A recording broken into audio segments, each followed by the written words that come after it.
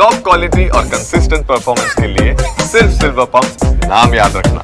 પ્રોફેસરે વિદ્યાર્થીની પાસે personal photo માંગતા હોબાળો મચી ગયો। એનએસયુઆઈના કાર્યકરોએ યુનિવર્સિટીમાં દેખાવો કરી પ્રોફેસર સામે કાર્યવાહીની માંગણી કરી છે। પ્રોફેસરે વિદ્યાર્થીની છેડતી કર્યા બાદ મેનેજમેન્ટમાં તેની ફરિયાદ કરાઈ હતી, જો કે કોઈ કાર્યવાહી ન કરાતા એનએસયુઆઈ દ્વારા ઉગ્ર વિરોધ કરવામાં આવ્યો। પ્રોફેસરે વોટ્સએપ પર વિભત્સ વાતો કરવાની પણ માંગણી વિદ્યાર્થીનીને કરી હતી। પ્રોફેસર વિદ્યાર્થીનીને અશ્લીલ વાતો કરવા માટે દબાણ કરતો હતો। જીએલએસ યુનિવર્સિટીના કોમર્સ ફેકલ્ટીનો પ્રોફેસર કે જે વોટ્સએપ પર વિદ્યાર્થીનીને સતત મેસેજ કરતો હતો। આ તરફ આપણે કહી દઈએ કે આખા મામલે જીએલએસ મેનેજમેન્ટની પ્રતિક્રિયા સામે આવી છે। ફરિયાદ બાદ યુનિવર્સિટીએ પ્રોફેસર સામે કાર્યવાહી કરી હોવાની માહિતી મળી રહી છે। ગઈકાલે સાંજે જ પ્રોફેસરને સસ્પેન્ડ કરી દેવા હોવાનું યુનિવર્સિટીનું કહેવું છે।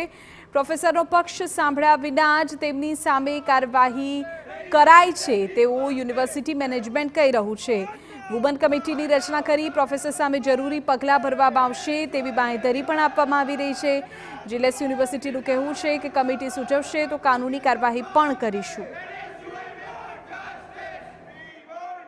ગઈકાલે અમને વિદ્યાર્થીની કમ્પ્લેન કરવા આવી હતી, એ વિદ્યાર્થીની કમ્પ્લેન અમે લઈ લીધી છે અને ઇમિડિયેટ બેઝિસ ઉપર ફેકલ્ટીને અમે કીધું હતું તમે અહીંયા કેમ્પસમાંથી નીકળી જાઓ અને સાંજે યુનિવર્સિટીએ એમને સસ્પેન્શન ઓર્ડર આપી દીધો છે અને ફર્ધર જ્યાં સુધી ઇન્ક્વાયરી પતે ત્યાં સુધી એમને કેમ્પસમાં આવવા માટેની અને કાર્યવાહી કરવાની અને કોઈ કેમ્પસમાં અને આવવા માટેની મનાઈ કરી દીધી છે। સસ્પેન્શન લેટર એને મળી ગયો છે ફેકલ્ટીને। પ્રાથમિક તપાસમાં પ્રોફેસર કે એક્સેપ્ટ કરે છે ખરા આપની?